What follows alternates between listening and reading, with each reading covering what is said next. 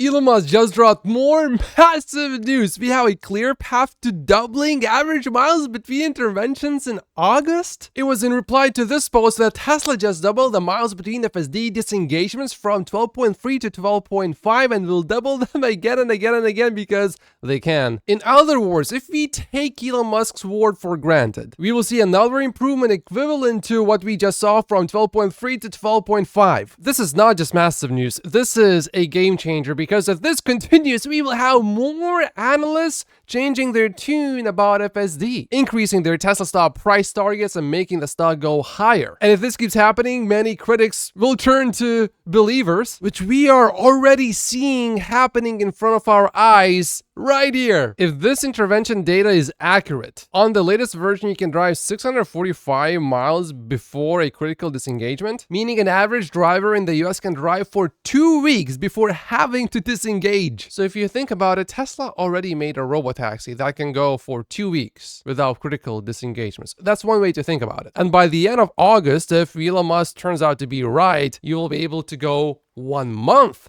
without any critical disengagements. And then we just keep doubling it until we get to actual true Robotaxi level of performance. Tesla stock investors that will stay in Tesla stock in the long term through all of this turbulence and noise will be greatly rewarded as full self-driving eventually, inevitably, is going to become safer than human driving. Just to be very clear though, from my understanding, you have to disengage a lot more often for comfort. Someone says based on his experience, it's about 2.25 days before having to disengage or intervene. Needless to say, a lot of Tesla stock investors are really excited about this news from Elon Musk about the intervention data. And of course, Tesla's FSD will change the world, yet most people have no clue it even exists. They will eventually though. Here's how Tesla is trying to fix this issue. Elon Musk actually just sent an email to all of Tesla's employees. In North America, please make sure that all test drive vehicles are upgraded to FSD 12.5.1. I did hear about some FSD test drives, not on the latest FSD version, and people were like, oh, okay, well, it's nice, but I thought it would be better, and that's because it wasn't on the latest and greatest FSD version. Elon continues, and that all test drives, as well as new vehicle and service deliveries, include a 5 to 10 minute demonstration of FSD, including service deliveries. This is extremely important as most Tesla owners or prospective owners have no idea how good FSD has become or how to use it. Most people are not on Twitter or YouTube like you and me are. We are working with regulatory authorities in other countries to roll out supervised FSD worldwide. So that's more good news, which confirms further that Elon will indeed ask regulators in Europe and China before the year ends for FSD supervised to be released in these countries too. In which countries do you think FSD will be first released? I think China is going to be the most difficult, but if Tesla can pull that off, that would be incredible. Europe shouldn't be all that too difficult now because Ford has been able to deploy its software over there. Chuck Cook is trying new intersections to monitor the progress of FSD. Let's take a look. Very small gap here. Do not go. Okay, it decided to wait. That was good. This is the tricky beast. I've got this stop sign, unprotected left to the right, or to the left. I've got a tiny little median there that it's not mapping as a median. And then I got to join this traffic and get all the way to the right lane to cross into Timuquana. I do want to give a shout out to another one of my followers here in the Jacksonville area. Gave me this idea. Okay, here's our gap. If it waits and goes after this car, it did it perfectly. But let's see what the median provides. There's our gap, and we're clear to the right. Perfect. But it has to get all the way over to the right. Very, very nice. Good job. That's exactly what we need to do. Now, granted, the traffic let it happen, but now we're right-hand turning here with a protected green arrow over the railroad tracks. Granted, if a train was coming, that would present a whole nother scenario. Maybe I can use this turn in the future and get more iterations of this. The difficult part of the intersection was handled pretty smoothly. That was very impressive. Why is Tesla stock doing what it's doing today? Well, it's largely because everything is down this morning. Pretty much the whole market. However, specifically about Tesla, Hertz just revealed a further aggressive Tesla EV sales plan after lackluster quarter. In 2021, Hertz made a deal with Tesla to buy 100,000 EVs, but as Tesla started cutting prices of its vehicles, Hertz took some big losses in depreciation. Depreciation remains high, so as a result, Hertz is ramping up its efforts to rid itself of Teslas, which temporarily puts further pressure on used Teslas to go down in price. I wonder if anything is going to come out from this. Elon Musk will meet Samsung CEO and Hyundai CEO in Paris in early August. They will discuss the development of next generation technologies and explore ways to cooperate. With Samsung, obviously, I think it's going to be batteries probably, but what about Hyundai? What is that all about? The meeting was proposed by Samsung, by the way, so it's probably about batteries. With Samsung, actually, there are a lot of reasons to talk, but with Hyundai, maybe it's about licensing Tesla's FSD to Hyundai. That would be very smart of Hyundai to do. This is great news for Tesla's employees in China. They can buy a Tesla and get FSD for free when they purchase a Tesla vehicle. There was a pretty big wave of FSD deployments going out, so check your vehicle if you received it, if you have a hardware 4 car. The dirty Tesla account is having a lot of good FSD drives. He had 4 drives in a row with no interventions, not even a pedal press, to accelerate a little bit faster. And look at this. His Model Y is uploading a lot of data. To those of you who have 12.5.1, congratulations. You have ascended. You have left us behind with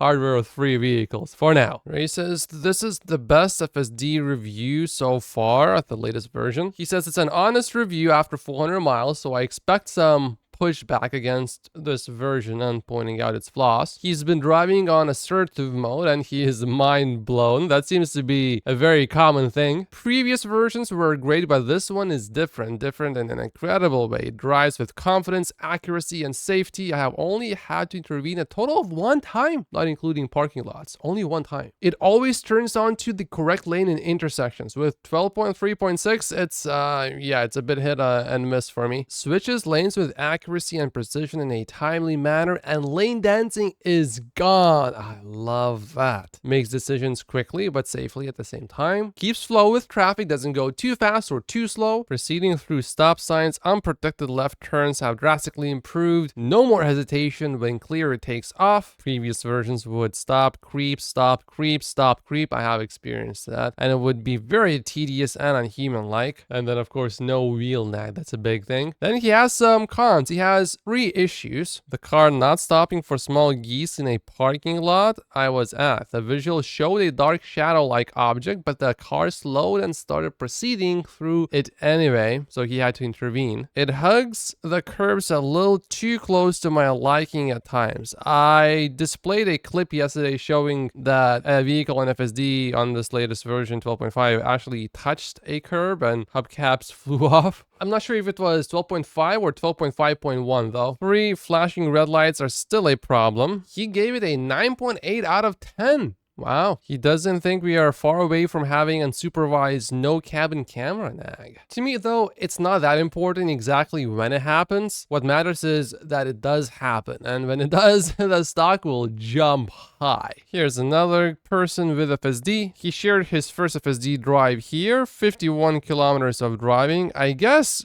in total, it was 2 hours because 23 kilometers was 1 hour and 0 disengagements. And I think he's actually in Canada. Yeah, I'm pretty sure this is not just Omar saying that this version is really good. Everything seems to check out with what everyone is reporting. So it's not just California where this software works great. This account runs FSD through roundabouts, and he has this double loop where 12.3.6 used to struggle and used to only have a 50% success rate, but 12.5.1 actually passes with flying colors. However, he has another roundabout. He calls it a baby roundabout. And this one is a different story. You will see what I mean in a moment. I mean, you're safe, but yeah, people are gonna look at you weird.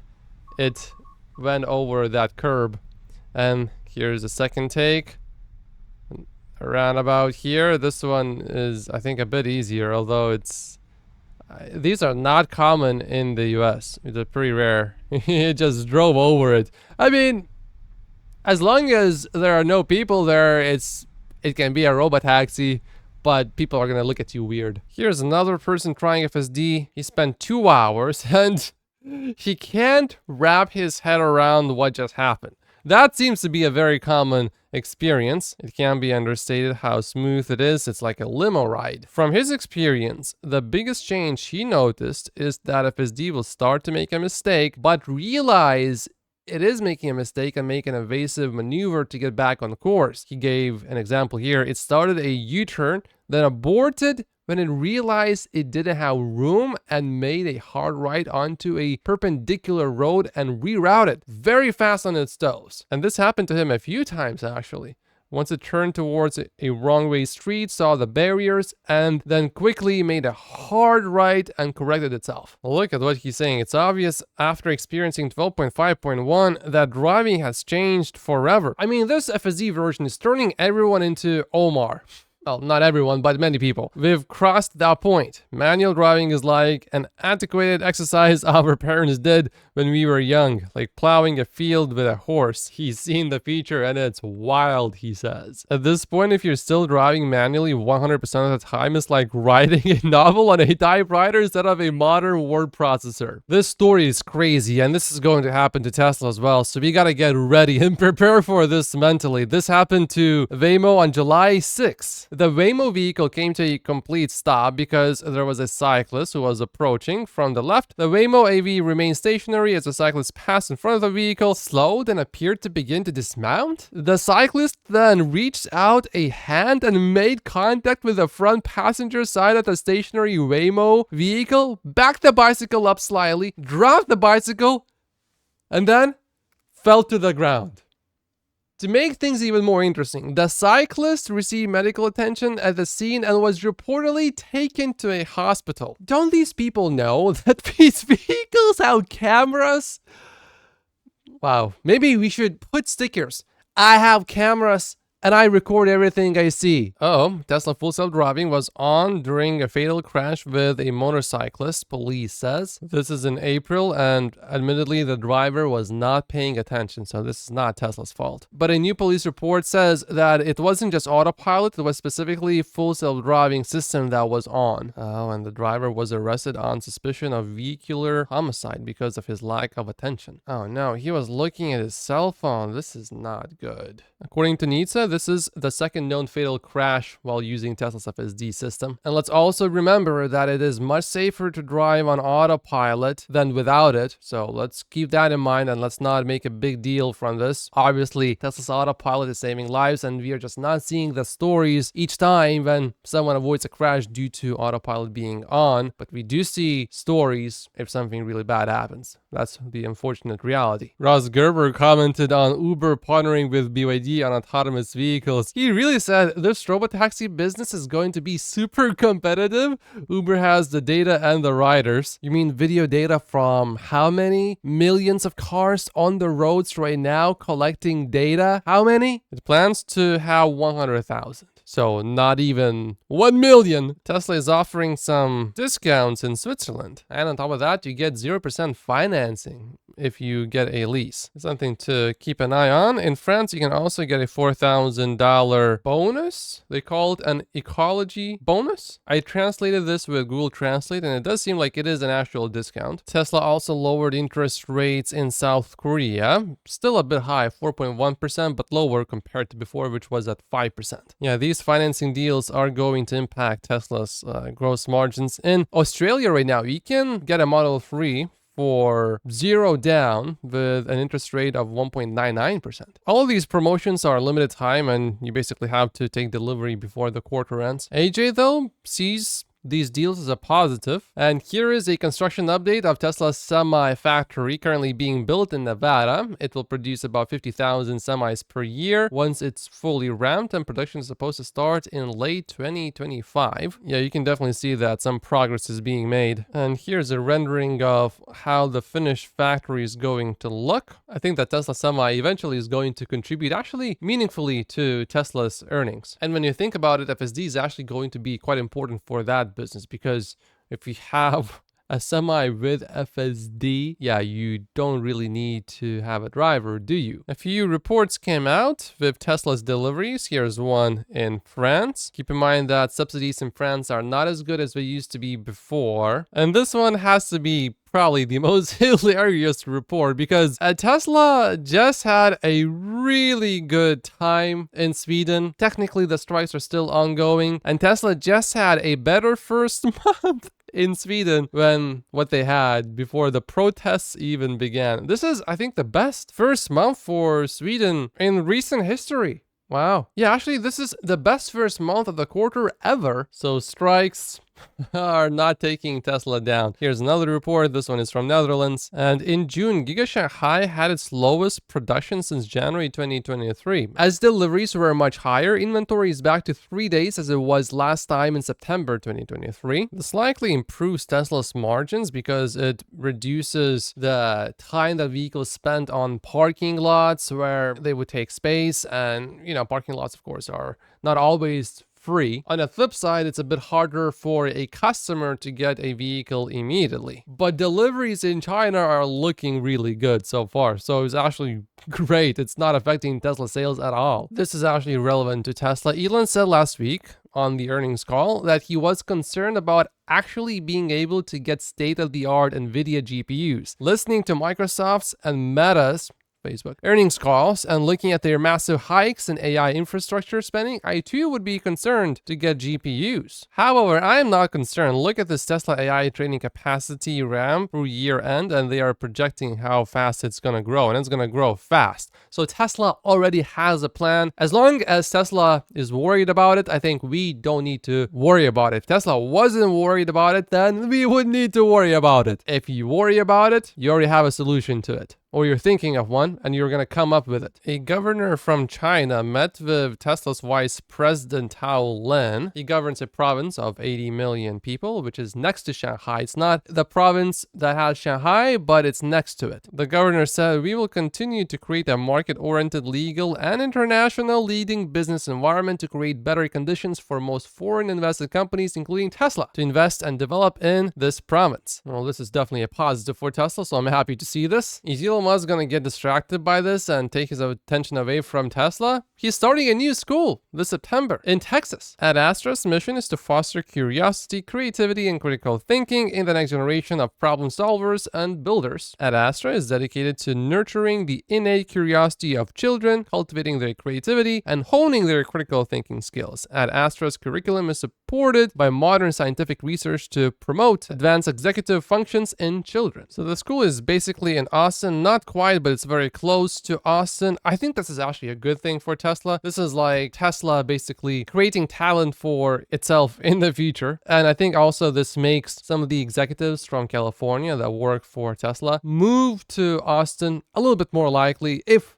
there's such a good school, and I'm sure that school is going to be good. I mean, it's Elon Musk we're talking about. Elon Musk answered this question, off topic, but any possibility of there ever being a Model S Plaid Plus, or will the Roadster fill that void? And Elon said the Roadster will fill that void. A few days ago, it was the anniversary, a 5-year anniversary of this article. Tesla is structurally bankrupt. Wow, it's almost like it was impossible for Tesla to not go bankrupt. So how did an impossible thing happen? Maybe it's because it wasn't impossible, it was just hard to do, and whoever wrote this was completely ignorant of what's gonna happen. Just like many people are ignorant about what's happening with FSD. The article is still up, and there are still Tesla bears who believe that he was right. At the time, Tesla's stock price was at $15.62, and it was called super high. How high? Stratospherically high. He also said reality always wins.